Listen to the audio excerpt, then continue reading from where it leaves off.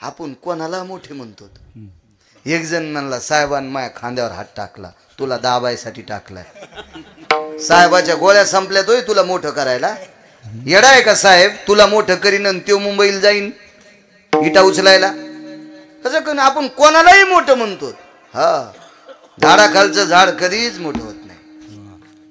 तरी खालचं झाड म्हणते मी वाळलोच नाही, तुला शेंगात नाही लागल्या, नुसतं हिरवं राहून काय फायदा आहे.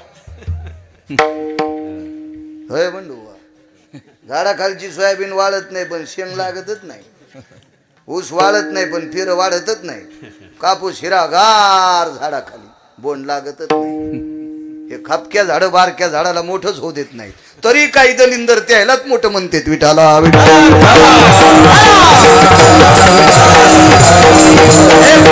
आहे आपल्यासाठी. आपलं जो कल्याण करतो तो आपल्यासाठी मोठा आहे. आपल्यासाठी ज्ञानोबा आहे, तुकोबा आहे मोठे. आपल्यासाठी आपले मायबाप मोठे, ज्यानं 72च्या दुष्काळात मिलू आंबाडे बरबड्या खाल्ल्या. अशोकराव आपल्यासाठी जमिनी कमून ठेवल्या, ते आपल्यासाठी मोठे आहेत.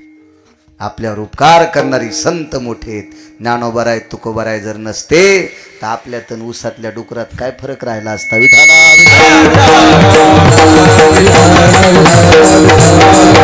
कोण मोठे आपल्यासाठी? रयतेचे राजा छत्रपती शिवाजी महाराज आपल्यासाठी मोठे आहेत.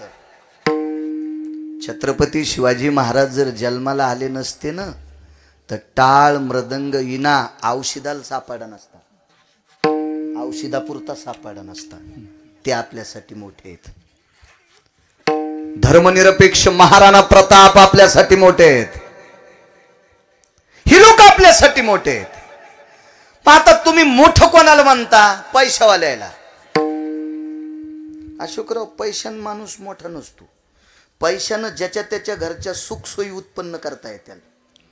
गिरगावकराकडे लय चंगळ झाली, 9-10 लाखाचा पलंग घेशील, झोप थोडी घेता येते. तुला झोपच येत नसेल तर यायच्याकडे जावं लागेल. मग हे देते तुला गोळ्या, झोपल्यावर खाय, उठल्यावर खाय, तोंड धुवाच्या आधी खाय. चुके का डॉक्टर साहेब? नाही, झोप पैशाने भेटत असती का? आणि पैशाने जर झोप मिळाली असती, काही काहीच आज फुकून द्यायला 20 वर्ष दुपन पैशाचं निघाल तरी त्या झोपा आहेत का? काही नाही. पैशाने नसती. सुख पाहिजे असेल, समाधान पाहिजे असेल, सात्विकता पाहिजे असेल, सदाचारी पाहिजे असेल, वैचारिक पातळी उंचावायची पाहिजे असेल तर संतांचं सानिध्य पाहिजे. ते आपल्यासाठी मोठे आहेत. विठाला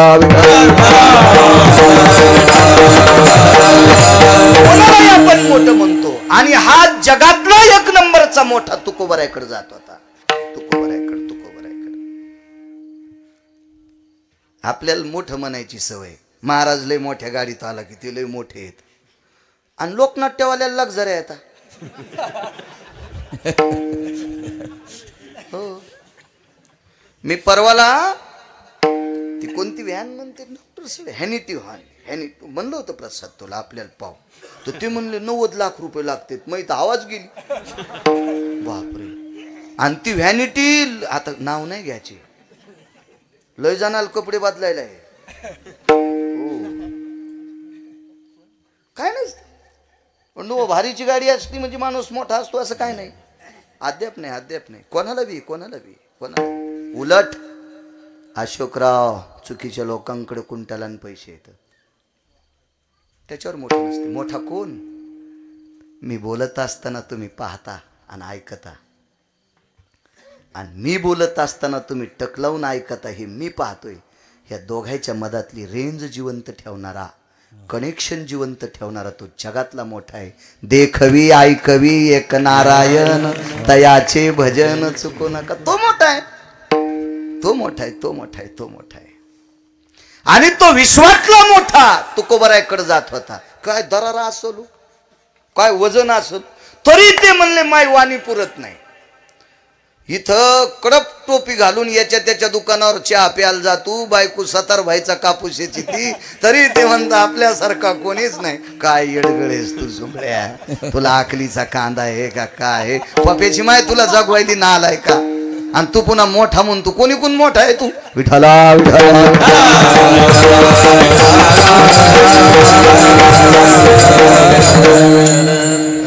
मोठं कोणाला म्हणत नसते. मोठे ठराविक लोक असते. तुम्हाला माहीत असावं अशोकराव, तुमच्या वंशातली एक व्यक्ती इतकी मोठी होती, हो, दुष्काळात लोकांना धान्य पुरीत होती, इतकी मोठी व्यक्ती. अशी काही ठराविक गावात काही काही लोक होऊन गेले, ती मोठी होती. हो, आपले घरं बांधणार तर कुंटाला दिसतील, ते तो कुत्र्याला बी कळते दुसऱ्याची भाकर हिसकून आणून झाकून ठेवा, पुन्हा भूक लागल्या हिचकून खावा. याला मोठं नसतेच म्हणे, जो दुसऱ्याचा विचार करतो तो मोठा असतो. विठाला दाबून ठुलय काळ, दाबून काय वळवळ करीन यम. आणि आपल्या बाबतीत यमाचं बुवा डॉक्टरनं सांगावा आता घरी घेऊन जा, पाहुण्या रावण्यांना बोलून घ्या, जितकी सेवा करता येईल तितकी करा. नेता नेताच हवा गेली. कशाची सेवा न कशाचं काय न कशाची पाहुणे ऐकू तू यम आपलं अद्याप नाही. इतका दरारा तुको भरायचा. वाणीच्या श्रीमंतीनं जर विचार केला तर किती कीर्तनकार आहेत सध्या महाराष्ट्रात.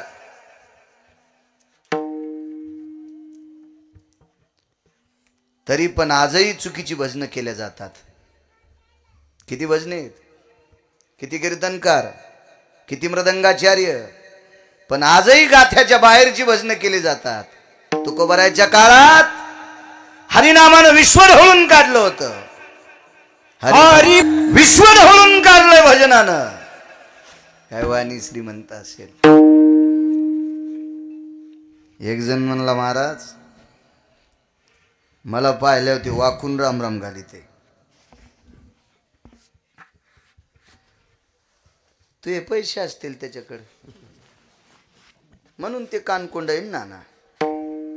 होय प्रसाद, कोणाकून येणं असलं मुकाट्यात मान खाली घालावं लागते, म्हणावत लागतं राम राम. कानकोंडा असेल ना ते काका, कानकोंडा असेल. पंढरपुरातला मालक काय कानकोंडा असेल.